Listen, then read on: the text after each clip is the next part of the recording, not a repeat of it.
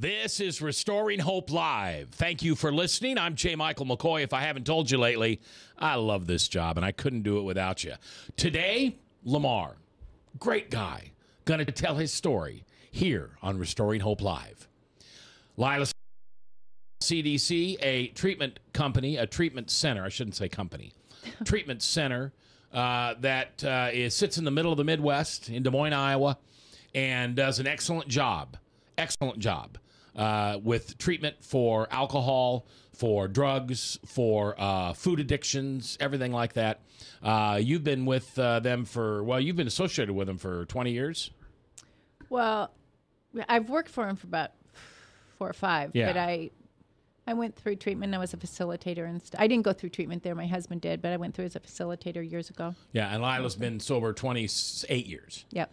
Bob Montserrat, the Cat in the Hat, watching the chat, of course, my co-host on The View from a Pew and Restoring Hope Live, and he is also a forensic specialist with the state and is one of the country's most sought-after experts for testifying on alcohol cases. All right, so my guest today is LeMar. LeMar, how the heck are you? Oh, having a great day today. It's Monday. It's cold, but it's warm in here. Yeah, it's actually Sunday, and it is cold. Did you have a good Thanksgiving? Good Thanksgiving. Everybody eat enough? Everybody eat enough? For what? For Thanksgiving? Oh, yeah, because this is good. You're going to eat a lot, aren't you? No, I'm on a diet. Are you cooking? No. Well, you got a new grandbaby. What are you going to do the new grandbaby's first Thanksgiving?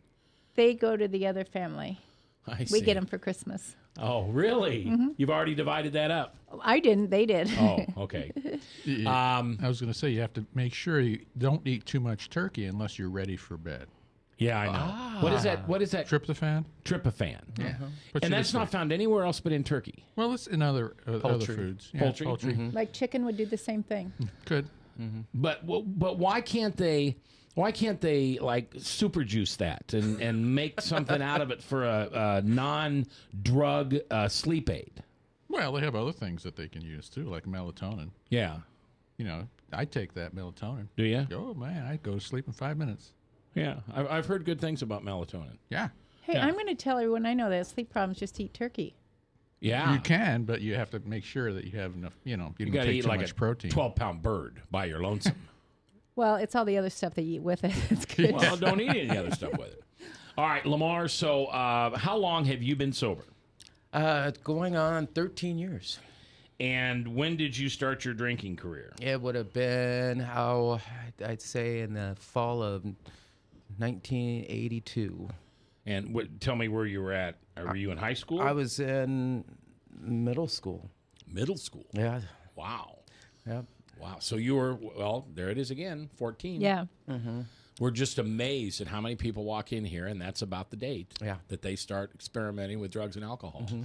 So was there alcohol around in your family, or did you have a big brother or sister, or what brought it into your life? I think I was pretty heavily influenced by, at that time anyway, there was drinking was just in our family's culture. Okay. It's just what we did. It was, parties, Christmas parties, or thank God it's Friday parties. Okay. Or any whatever. Alcoholism in your family? Oh, yeah. Yeah. Okay. My mother was a pretty bad advanced alcoholic growing up, so I was exposed to it at a very early age. Is she still living? No, she's deceased now. Did she die from the disease? I'd say subsequently she developed seizures, and that's actually what killed her.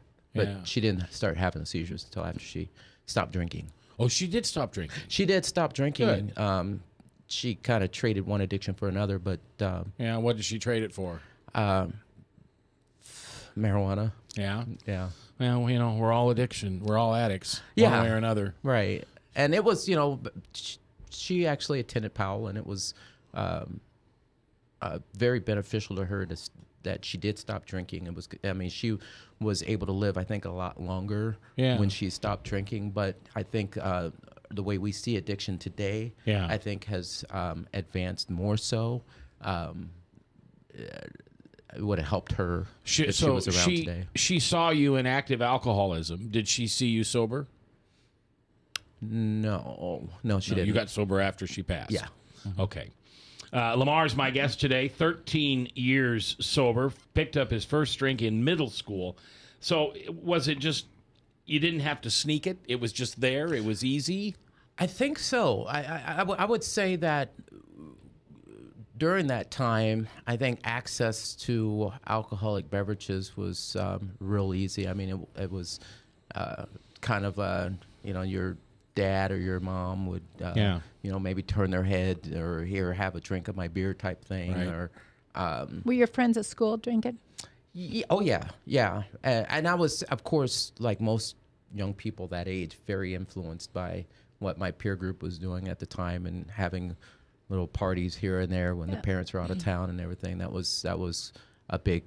But it was I remember no big ninth deal. grade being a big year for everybody was drinking or sneaking at parties. That's middle school. Sneaking at, yeah. You know, that's when you were 14, right? Yeah. Ninth grade? Yeah. Does it have, here would be a question to ask a doctor. Or Bob, maybe you can answer this. Because so many of our guests talk about us or talk about them starting to drink at about 13, 14, which coincides with puberty.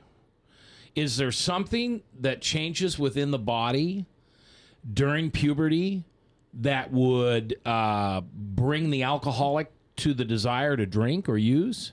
Does that make any sense? Well, I think that's a good psychological type question, and how we change. But our brains do change. You know, it's a part of maturation, and also a part of having a desire to fit in. You start to realize what it means to do that, and so you want to be accepted. You want to be loved. If you're not getting it or getting enough of it from your environment, then you seek it in other places. So a lot of it is a maturation process that requires that void that's within us to be filled with something. But there are studies out now that say if you start marijuana at that age, it truly changes your brain chemistry. Yes, Yeah. that's true. Yeah, the science. Permanently. Yeah, permanently. The science And of the adolescent also, brain. with alcoholics, if you start at that age, your chance of becoming full-blown alcoholic are greater than if you were to start later in life. How many people, Lila, do you work with that start? Like for me, I started at age 34. I grew up in a high operating, white collar, alcoholic family. Dad and Mom came home and have a couple of Clydesdales, and then they'd go to their ancient age, and that was a 7-day-a-week thing. And I didn't want to drink because I didn't like what was going on with my family. I would say the people that come through treatment, between 3 and 5% probably are later people Really? that start later. The rest, almost all of them start at 13, 14. 13, 14. Wow. Or high school anyway. LeMar's my guest today, 13 years sober, started in middle school as everybody else did. Now, any other alcoholics in your family, any siblings that ended up having addiction issues? Yeah, actually, both my older brother and older sister both started having serious issues with addiction, both alcohol and drugs. Okay. And neither one of them are in recovery, but are continuing to function despite their addiction. What's that like? Knowing the answer for you and for them, and watching them to continue to, I won't over dramatize it, hurt themselves. Is that fair to say? Yeah. What's that like? Well, as I was growing up, they actually were involved in it in a more advanced state than I was. And so I saw what it was doing to them. It was very hurtful. It didn't stop me, of course, from participating when I got older. But once I got to a certain age, say in my 30s, and they were still struggling with the same issues, it really affected me in a way that I didn't anticipate. It made me really sad and depressed for them. And, of course, I wanted to reach out and try to help them, but, they didn't want the help. Right. It was constantly a situation where I was finding myself losing sleep over it. So I had to start talking to other people about detaching and what type of help I could get for letting them go. Now, what will you be around those folks for Thanksgiving or Christmas? No. Anytime here in the holidays? Yeah, maybe around Christmas time. But both my older brother and sister live out of the state. Okay. And so I don't really have a great relationship with them. Okay. So I don't see them very often, and they don't really make the effort to come see us. But yeah, it's a challenge. Well, but there's a good part of that too. You know, you don't have to deal with it.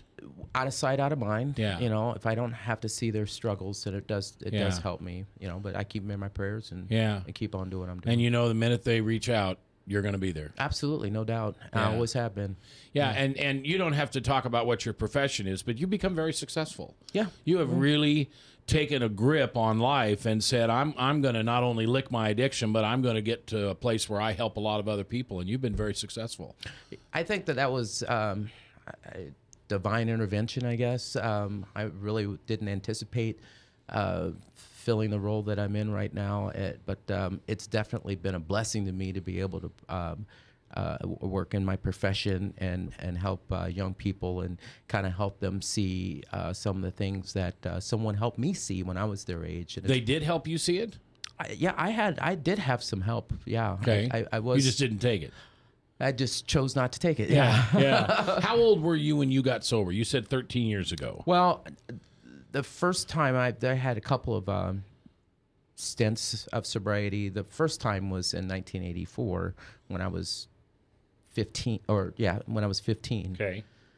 And then I was sober for 6 years then, but then the second time was when I was 32. And so in my, things change, your perceptions change about mortality, after age 30. So I started looking at my life in a different light. And you're currently on the second one. Yes, sir. So you've basically relapsed once. Mm-hmm. Okay. Yep. And what made you relapse after, what'd you say, 6.5 years? Yeah. Wow. What made you relapse? Well, I was very young when I got sober, and once I was exposed to, I was 20 at the time, and so once I was exposed to that different level of freedom that comes with leaving the nest and going off on your own in college. You would have been about 21. Right. Yeah. I started having, the level of perceived risk dropped for me at the time. Okay. Because I'd been sober for so long. Yeah. I just didn't think anything about it. I really, honestly, at that time, thought I had, quote, had it licked. Yeah. And were you working a program of any kind? Well, no, and I'm glad you asked that question, because before I did relapse, I stopped going to meetings. I stopped talking to my sponsor. And really, the biggest part of that was that I stopped working with other alcoholics, not just not going to meetings, not just not talking to my sponsor, but being engaged in fellowship and just the spirit of recovery was something that I just stopped participating in. So that had a lot to do with it. So tell me what it was like to be a 15-year-old recovering alcoholic. Well, at that time, it was exciting because there were other teens at that time in central Iowa that were being able to participate in a program called Our Primary Purpose. And so there was a number of us that kind of rallied together to support each other in recovery. And the schools, there was a big initiative that was launched by Nancy Reagan at the time. Yeah, just say no. Yes, and so we had the... No. Yes. No. Right. Yeah. First base. There was a kind of a spirit, if you will, across the nation in helping with teen addiction. Yeah. And so we had a lot more support from not only our federal government, but from local legislation as well. So it was a good time. LeMar is my guest today. He is 13 years sober. Took his first drink at age 14. And how often do we see this? Yeah. I mean, we you know what you should have done? I should go back and watch all the shows, because it'd be in the first segment, and see how many times this comes up. I think you're right. I think it's almost every time. Mm-hmm. Lila Stafford, my co-host from Powell CDC, 263-2424. If you know somebody who is in need of help and you don't know what to do, first of all, there's nothing you can do till they want the help. And I know you want to fix that you're better, you're different, I love him more, he loves me more. I know he'll listen to me if I can just have the tools. No. Until he wants to quit, he's not going to quit. But you do have a place to call, and that's Powell. We'll fill you in on more information on Powell when we come back live here at RestoringHopeLive.com. A father who is headed toward another heart attack.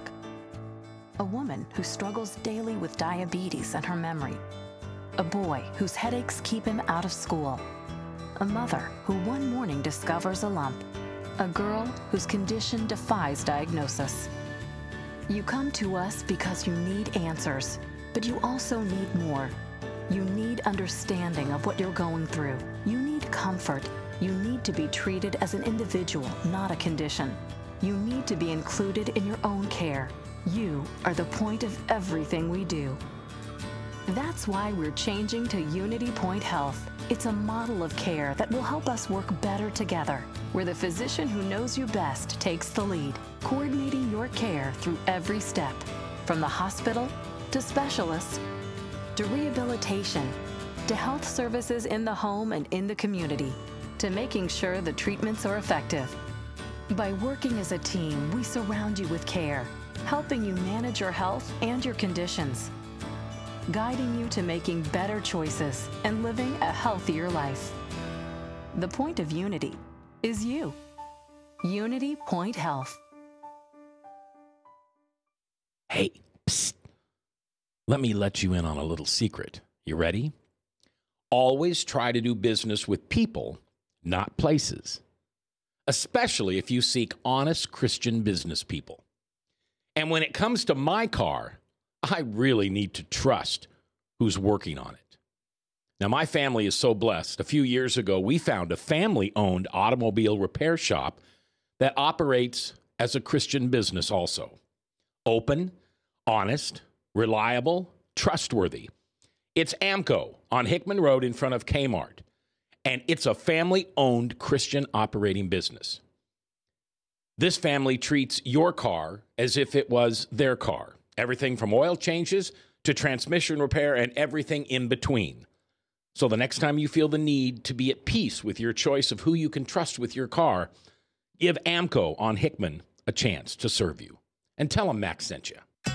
Credit cards are like grandkids. They love you, sometimes get out of control, and it's fun to get a new one. Who can stop them from piling on? Hi, I'm Tom Coates with Consumer Credit of Des Moines. At the end of the day, you can return the grandkids, but you're stuck paying off bad credit card debt.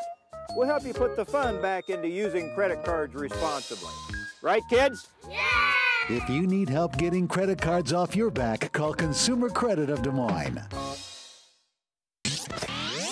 From the RE/MAX Real Estate Concept Studios, this is Webcast One Live. Welcome back to the holiday edition of Restoring Hope Live here on the American Family Radio Network. We appreciate you taking the time. I'm J. Michael McCoy. We are co-hosted by the lovely Lila Stafford, who is specializes in addiction counseling at a recovery center in central Iowa called Powell CDC. Now, you may say, well, I'm listening in Tupelo, Mississippi, Mac, and how can Powell help me? Well, Powell can help you because you have a place to call and to get information.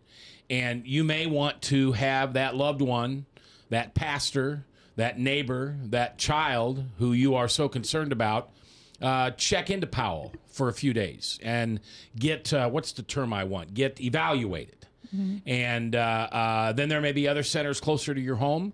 And maybe it's just a conversation that you could have with Bob or Lila or myself.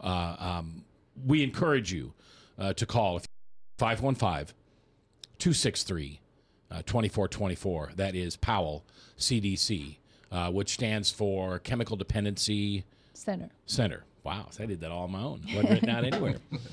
All right, and my guest today is Lamar. And he is 13 years sober. And Lamar and I and Lila all go to one similar meeting each week. And you're just a ball. Oh, you're a happy person. You're very joyful. You are genuine. You know, if your butt's dragging, you look like your butt's dragging. Right. You know, you got a great laugh. There's that laugh. But I want to go back to 1982, 83, okay, when you started drinking. What were you drinking? What was your beverage of choice?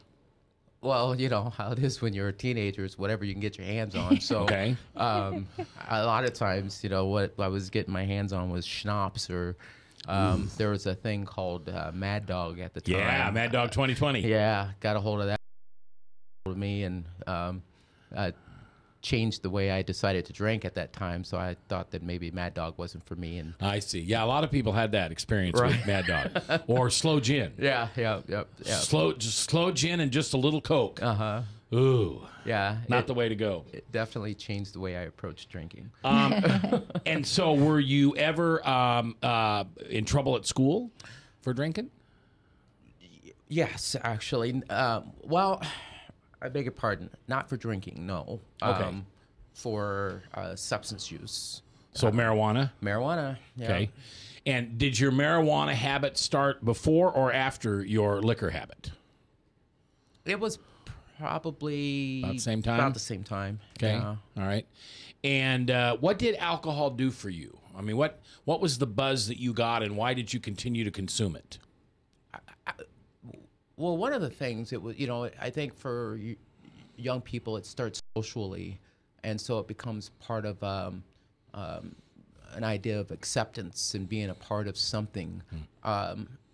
Once I started to really indulge, though, it gave me a sense of confidence. Of course, alcohol can lower your inhibitions, and You get much better looking. I did. I was remarkably better. But you're a looking, yeah. handsome guy, and you're also a funny guy.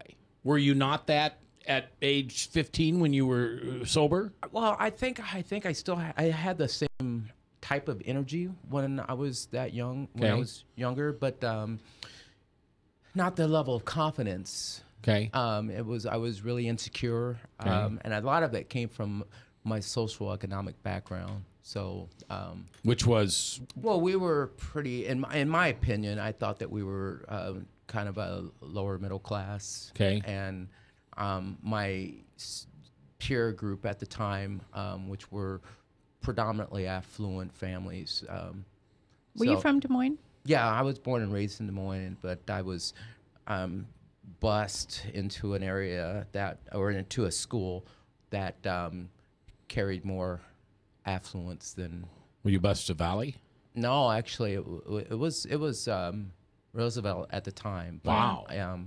Yeah, there was more affluence. Now they're busing white kids to Roosevelt, I aren't know, they? right? Yeah, they are. Neighborhoods are changing. Number on you. I know You went to Roosevelt. I went to didn't you? Roosevelt, Yeah. and that's where my drinking career started. But my husband grew up. He has sort of the same story. It was like he went to Roosevelt too, and he ran around with people that had a lot more money, and so his whole high school experience, even though we all kind of ran around together, was different than mine. Just about how he felt about himself, where his family came from, and he was trying to fit in with these people who had more money. But where I never even thought of that. It wasn't on my radar screen. Now, I want to ask you just a history question. You graduated in 70? 67. 67. Was Valley there? Yes. Yes. Okay. But It wasn't like the it is big now. school was Roosevelt. Correct. And Okay. we won state and all that stuff. Yeah. It was sort of like Valley is now. Okay. All right. For those of you that don't Or live in Des Dowling. Moines, that won't make any sense to you. But I was just trying to gauge for myself because I didn't move here to Central Iowa until 1978. So, all right. My guest today is LeMar, 13 years sober. So, you were running around with a peer group that was a. You said it better than I would. Higher influence, or There were more affluence. They were Okay. affluent families. They were Okay. Had more money than my but family. you fit in well. Yeah, I did. I think I was well liked by my peer group. I think that they were attracted to my energy, but I still felt very inadequate around them. But the alcohol changed that. Exactly. That was when my whole world changed. Yeah. Really, it was when. Were you an athlete at all? I tried to be, but I was more of an entertainer. Yeah, me too. Than an athlete. I know the feeling. But I know the feeling way too well. I resemble that remark. Yeah. I wanted to be in my head, I was a stud football player. Sure. Yeah. What I really was a decent singer in the third choir. Right. Yeah. My life experience was like. So you get out of high school, graduate, go to college? Yeah. Where'd you go? Well, I started at a community college here in Des Moines, and then I moved to a school that I had no business in, up at the University of Minnesota. Okay. Yeah. What were you studying? Well, it started off with computers, and then it changed to partying. Partying, okay. Yeah. Did you graduate from college? Not until later in my life. Later in your life. Yeah, much later. So did your drinking cause your not to, he's shaking his head, yes, not to graduate when you should have? Without a doubt. Well, it prohibited me from doing all sorts of things. It was very obvious early on that, I was a problem drinker. Were you an everyday drinker? When I could be. Okay. Yeah. All right. And was it still smooch and wine, and no? Did you get straight to the hard liquor? Whiskey. Yeah. Okay.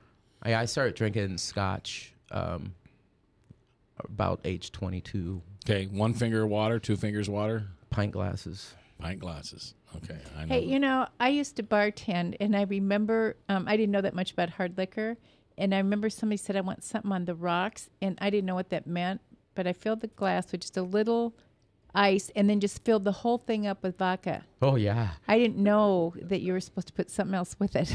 Yeah. The whole thing. My boss was just dying. That's you probably made a friend there, I'd say. Yeah. Have you ever heard the term bourbon and branch? No. Oh, okay. The branch is another word for water. Oh. And they'd say 1 fingers or 2 fingers, and you'd put your fingers up, and from the bottom of the glass, 1 finger wasn't much water. Yeah. So, I didn't want any water. Yeah. I just wanted ice. Yeah, straight. Hey, I worked in a rugby bar, so it was. And if you put your whiskey in the freezer, then you probably didn't use ice at all? Right. I mean, it was times where it would just come right out of the bottle into my mouth. How much, in the peak of your drinking, how much were you drinking every day? Oh, I'd say probably easily a fifth and a half. Okay. And how had it impacted your life in a negative way? It was really altering my sense of reality. I mean, I couldn't make it to work. I mean, I was asked to leave the university because I couldn't attend classes regularly, and I couldn't hold down a job because I couldn't show up on time, if at all. I couldn't maintain adequate relationships with my family or my friends because I was just, I call it flaky. I was unreliable. I became unreliable. My life was really surrounded by not necessarily how intoxicated I could get, but how different I could feel through intoxication, if that makes any sense. Yeah. A lot of times you hear from people who are alcoholics, it wasn't the process of getting intoxicated. It was after you were intoxicated. That's when the fun started. Yeah. It was a chore to get drunk. Right. It really was. Oh, now that you say that, yes. Yeah. Oh no, I remember those days too well in my life. It was not any fun getting drunk. No. But when I got there, then the fun began. Right. Yeah. Where most people, it's the opposite. Yeah. They have fun getting drunk, and maybe they don't get drunk, maybe they do, maybe they stop, maybe they don't, but they have a lot of fun doing it. That would be called social drinking. Mm-hmm. I don't know that I've ever heard someone say that before. Yeah, I don't think I have either, Mac, and it was really, I think you nailed it. Yeah. It was really a chore, and especially the longer I drank, the harder or the more of a chore it was to get drunk and to and that's why I started drinking alone later in my life. Sure. Isolated drinking. Yeah, because it was easier for me to get to the point. Yeah. Because I could do it in any manner that I saw fit without feeling that I was being judged. I'm really surprised that you hadn't thought about that or heard that before. I knew I felt that way, but I never heard anyone else say it. Yeah, that was one of the things that made me think I need to quit drinking. This makes no sense. First of all, I didn't like the taste of what I drank. Yeah, me either. And I kept remixing it with all different kinds of things. And then what was I doing in the end?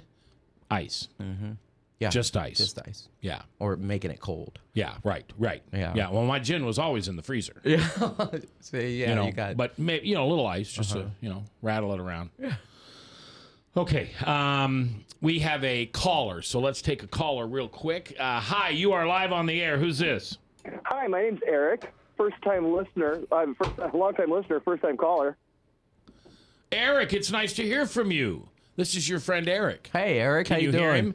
I just wanted to ask your guest, has he ever ran into any old drinking buddies at meetings? How does it make him feel to be reacquainted with people to drink with in sobriety? Oh, well. What did he say? I'm having a hard time understanding. What did he say? Eric wants to know if I've ran into any of the young people that I used to drink with and what that experience has been like for me as I run into them at maybe meetings or and Eric would be one of them. And Eric would be one of them. Yeah. And he wants to know what that's been like for me. I can't imagine you two drinking together. Whoa. Yeah, Eric and LeMar. Yeah. Yeah, you talk about an energy level. Both of them are at the Tasmanian devil level. Yeah. And that's Tasmanian is devil-ish is what I would equate that to when we were drinking. And now we're... How you go to meetings together. And we have I think a love and a passion for recovery that I think that is shown in Eric and myself. But to answer Eric's question, it's been a blessing to be able to maintain that type of relationship through some really dark times, and to come out the other end and still have a friend like this guy has been. It's been truly a blessing. Mm-hmm. Eric, hang on. I want to bring you in the end of the show, but we're taking a break right here. LeMar is my guest. Eric's on the phone. Eric's been on the show before, so you know Eric. And we'll be back as we continue this journey. LeMar is now dropped out of college, can't keep a job. Most of his family and friends have denied any relationship with him. It sounds like he's just about sick and tired of being sick and tired. So what comes next? He's 13 years sober. We'll tell his story as we continue next.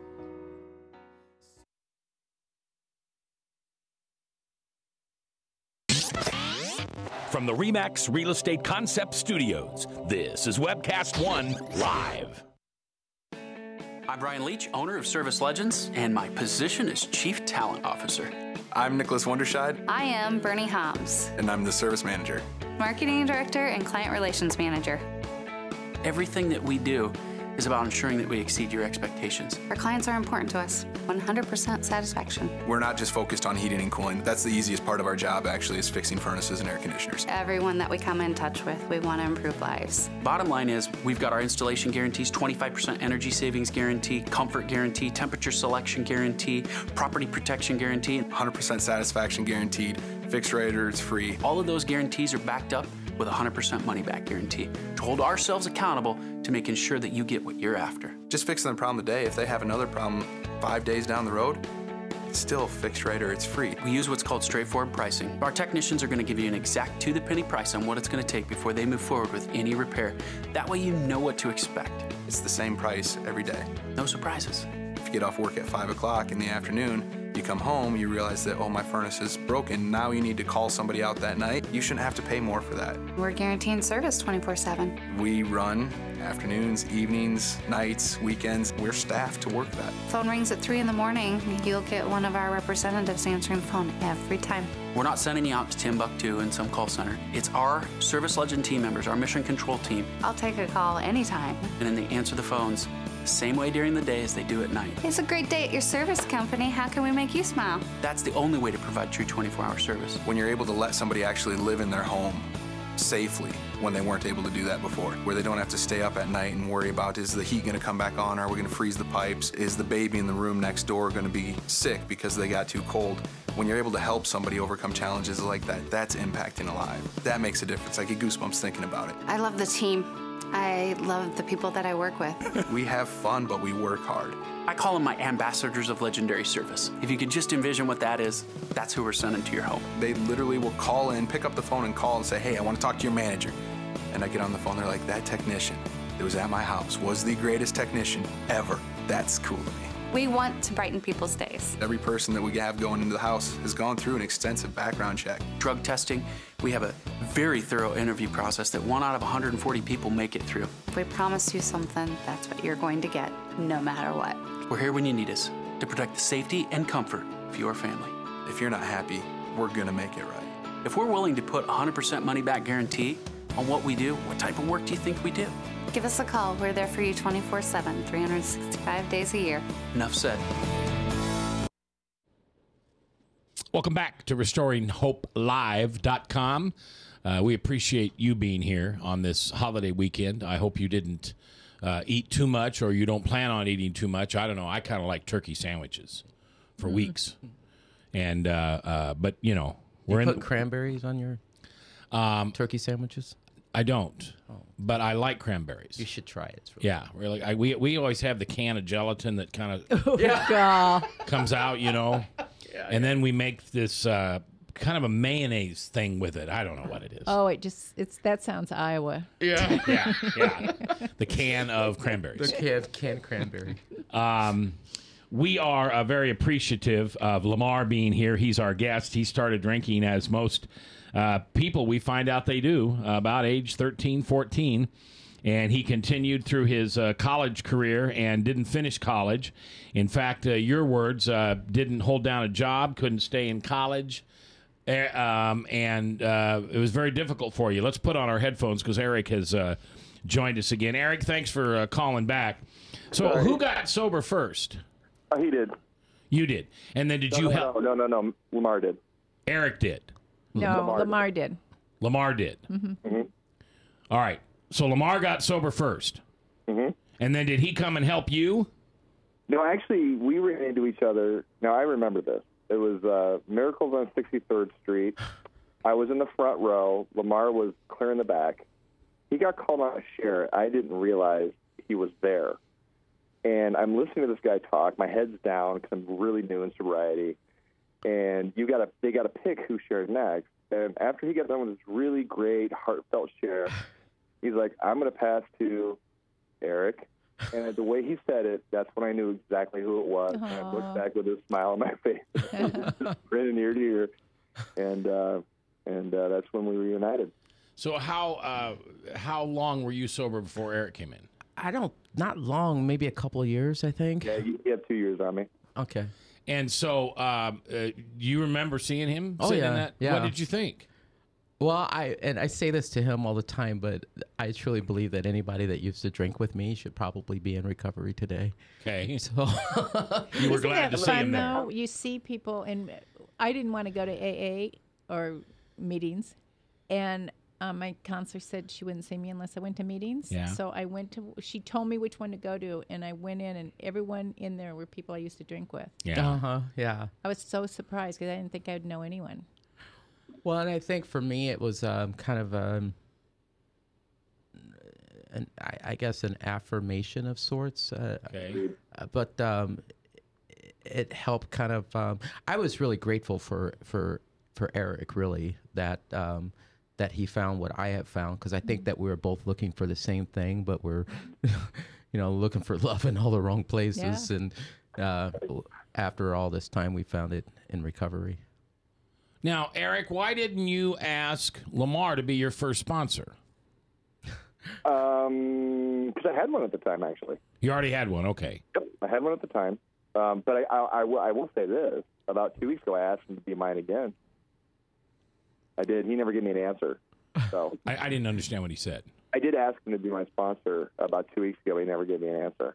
Oh, 2 weeks ago? Yeah. Oh, just putting him in the corner. I'm just kidding. Well, so you got to accept his opportunity to be a sponsor or not? Well, yeah, I think I can today. I told him that we would sit down and discuss it. I think both of our schedules have been kind of hectic, but well, I don't want to put you on the spot. Oh, it's fine. It's a good spot to be in. It is. It's difficult. I brought a friend of mine in after I had only been sober about 9 months. And the guy likes to tell the story. He said, here's how low I was. I just got released from jail on domestic abuse and totally drunken, intoxicated. And I was so low that the only guy I could think of turn to was J. Michael McCoy. I always say, thanks, Kelly. But Kelly was like 30 days in the program, and he asked if I'd be his sponsor. And I said, no, I want to be your friend. I don't want to be your sponsor. And it worked out, I think, really good.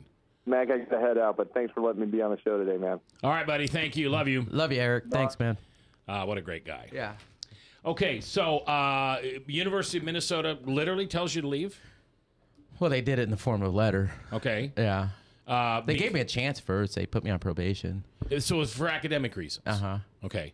Had you been in jail? Had you been arrested? Had you been in any type of trouble with the law? No, and I think that probably enabled me to continue the way I was enabling. My level of consequences, perceived consequences, were very low. Mm-hmm. How about relationships? Did you have a girlfriend or anything like that? Yeah. Jennifer, at that time, who went to St. Catherine's, the College of St. Catherine's in St. Paul, she really, God love her, she put up with a lot for me because I was just a degenerate. Yeah. My behavior was very unreliable, and I lied, and I cheated. I was not a very good person to be around, but she stayed with me until she couldn't anymore. Do you stay in touch with her? Yeah, I do. I haven't for several years at this point, but we were close for almost 16 years after we had broke up. But I would talk to her occasionally still. She was glad you got sober, I'm sure. I think she was glad to see that she didn't really know much about sobriety. I was actually sober when I met her, and she actually saw me get really, really, really bad, really, really, really fast. So I think that when she finally did see me sober, she was just glad to know that I was safe. So what was the bottom? What was the sick and tired of being sick and tired? You finally came in from the rain. I had been doing the same thing for so long, and this had been about 12 years of just living on the edge, and really I felt lost. I woke up one day, this actually would have been on my 32nd birthday, where I woke up after binging for about 2 months. I woke up on that day and was going to go out like we do on our birthdays and party. And I had that moment of clarity, and that moment I was fearing for my life and didn't think that I would come back home alive if I went out. So I checked myself into Broadlawns, and fearing for your life drug-wise, you mean, or what? Or well, I was going down that proverbial rabbit hole. I was so deep and so dark. Yeah. Like I couldn't find it was so dark. I didn't think I could find my way back home. Yeah. I was really scared. I was really scared that I was going to be lost forever. Mm-hmm. And so, I was binging with drugs and alcohol, scotch and marijuana and whatever else I could get my hands on for about 6 days. Were you in any relationship at this point, or were you all on your own? I was on my own pretty much, yeah. I couldn't maintain any type of intimacy because I just was so self-centered in my own addiction that was my mistress. And no female could compete with that. No person could compete with that.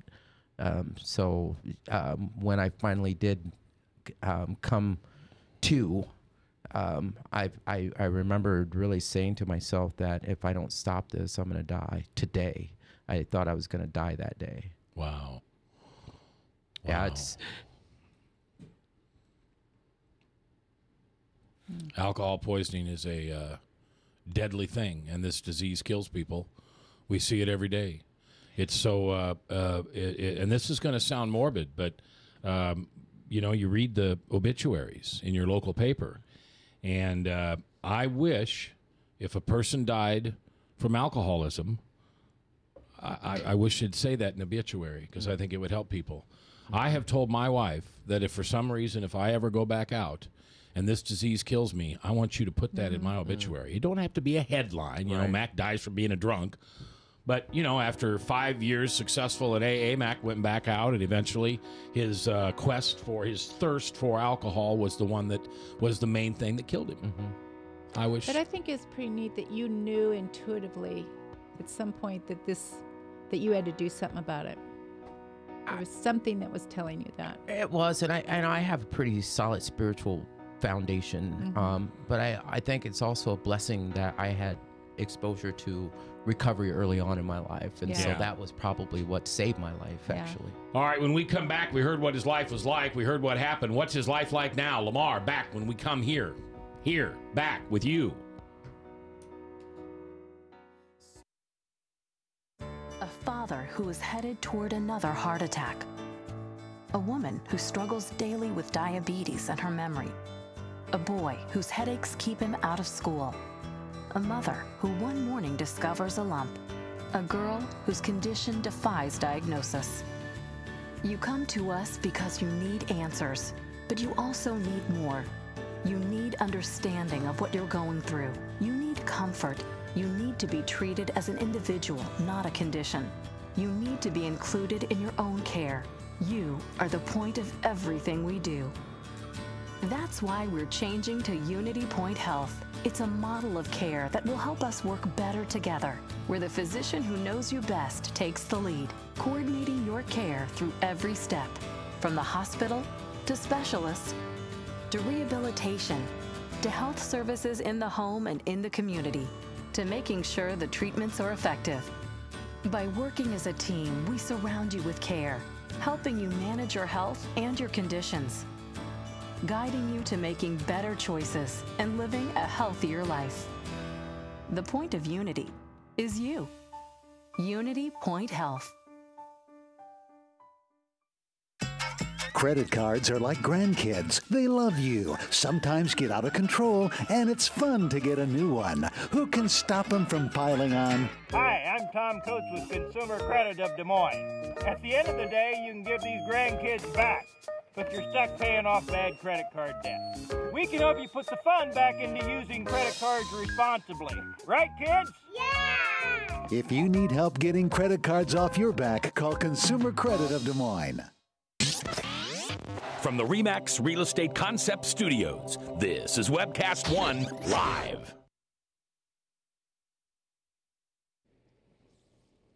We're back with Lamar, sober 13 years, drugs and alcohol. Thought he was going to die that day. In when you were 32 years old. Mm-hmm. And how old are you now? 44. 44. So it's 12 years. 13 years ago. Uh-huh. And so tell me what your life is like now. Well, you know, one of the biggest things that I'd noticed, and this was probably early on in my sobriety, that, you know, when you're not intoxicated and living with a hangover, you become more efficient. Imagine that. Yeah. I mean, waking up in the morning is not that challenging. It can be, but I get, I say that, you know, somebody gives me a job and they say they're going to pay me some money to do it. And I show up and I do my job. I don't make excuses for poor performance. I try to maintain a certain level of, I guess, professionalism in my life. And you do. And reliability. Yeah, and you do. How about relationship-wise?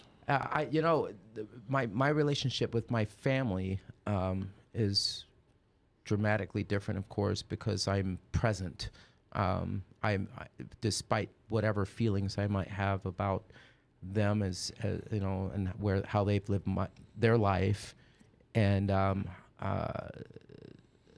feel like I have an obligation to love them like they loved me through some of the dark times that I had. My relationship with I'm still unmarried, but I actively date, and I'm I bet you're fun on a date. I feel like I'm a good man, and I make myself emotionally available and emotionally present. And you have a very spiritually grounded life also. Yeah, I mean, I participate in a lot of different spiritual engagements, and I sometimes I'm not a necessarily church-going person, but I do go to participate in events that promote spirituality. And yeah. And do you still sponsor guys? Yes, I do. How many guys you got now? Well, I'm only sponsoring a couple, but I work with many. I remember I think it was your husband that I asked him that on the air, or somebody, and he said, well, This morning I had 4, but this afternoon I only have 3. Yeah. Because he lost somebody. No, that was Mike. That was Mike D who said that. Okay, anyway. So you sponsor a couple, but you work with a lot of guys. You seem to always be available for guys after meetings. You're not the first guy out the door, and you're spending time. And that 12-step really means something to you, and that's having that spiritual experience. You really begin to give back to other people like other people gave for you. Well, yeah. I mean, one of the things that I think that's kept me from, we all go through challenges in life. Just because you're sober doesn't necessarily mean that your life is going to go without problems. And there's been some times in the last 13 years that I've struggled emotionally. And one of the things that's kind of saved me was being involved in other people's lives and just helping them navigate through some of the stuff that they might be experiencing. I'm going to tell you something. Just from a woman's point of view, just what you said, for a gentleman to admit that you have had problems emotionally, just saying that sentence is huge. I mean, I work with so many people coming through treatment that we're just, the outside world is not used to saying that. Yeah. Because men are taught to suppress their feelings or whatever. So that's one reason I really love the program, is just to see men talk from a real place, that they can cry if they want to. They can tell you how they're really feeling. And from a woman's point of view, I really appreciate that. Just the honesty. It's pretty neat. Well, and that was one of the things when Mac asked me what's changed, I think, being honest, not necessarily so much with others, but with myself. Yeah. I'm a sensitive guy, but I walked with the presence of someone who was hard and calloused, and it really wasn't me. Yeah. And today I think I'm comfortable just being me. Yeah. Yeah, I think that's one of the things that happens in the program. In fact, we were kind of talking about it off air.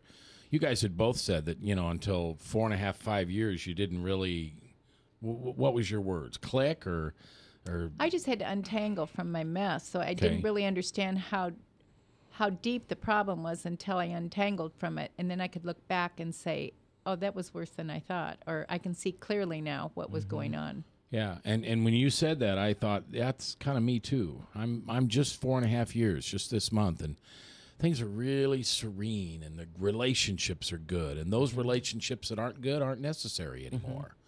Which I would have told you that if I had a difficult relationship with somebody in my family or somebody close to me, I had to be in there fighting like heck to make that relationship work. I don't do that anymore. Kind of like our pastor said a couple weeks ago, it is what it is. We shouldn't fight that. So what's the future hold for you? You're helping a lot of people. You're an educated man now. You went back to college. You got your degree. And you spend time helping a lot of young people. What if you could wave your magic wand and do anything, what would you do? What I'm doing now. I mean, it's working. I don't really have... I'm fortunate in my life. I wear a lot of different hats, and I have a lot of other talents that I'm able to enjoy. Music's one of them, and I get to play in my band a couple times a month.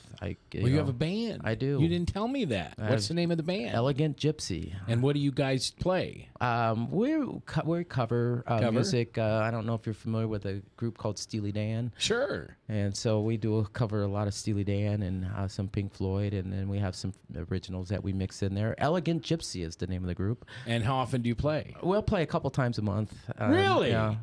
And I got to find out where you're going to play and come out. And I'm thinking of Steely Dan. Is that Ricky Don't Lose Your Number? You got it. Yeah, okay. That's late 70s, early 80s. Indeed. What do you play? Keyboards, and I do all the vocals. Oh, cool. Yeah, I thought, well, I don't want to say that, but I could, being a voice guy, you have a really nice voice. Thank you very much. And so I could hear it as a singer. Have you ever sang like the national anthem anywhere? I have. I've sang really? I did it for our Iowa Cubs and AAA baseball, baseball club, and our Buccaneers hockey team. I think here's what I think, Lila. The next Veterans Day or next 4th of July or whatever, we have LeMar's sing the national anthem before a meeting. Oh, wouldn't that be cool? That'd be fun. Well, I would be delighted. That'd be fun. Hey, thanks for being here. It's been my pleasure. Thanks for having me. Sharing your story helps somebody. Somebody out there just heard this, and I don't know what it was. There was something in your voice. There was something you said, something we said, and somebody got a step closer to either sobriety or a step closer to helping somebody or a step closer to staying sober, which is kind of the name of the game. That's kind of what we do. All right. Lila, thanks for being here. We'll see you next week. Robert, thanks for being here. Ryan, thanks for producing. I'm J. Michael McCoy, if I haven't told you lately. Thanks for listening. I love this job, and I couldn't do it without you. Now, you know what I'm going to ask you. We're in the holiday season thick now, all right? Maybe you're done shopping. Maybe you're just starting. But somewhere deep inside, there's a resentment. And maybe it's a family member. Maybe you don't want to be around Uncle Joe at Christmas, or maybe it was horrible about being around Uncle Bob at Thanksgiving. I want you to take that resentment, and I want you to give it to God. Give it to your higher power, and I want you to forgive them. Because remember, you'll be forgiven as you forgive others. I'll see you next week.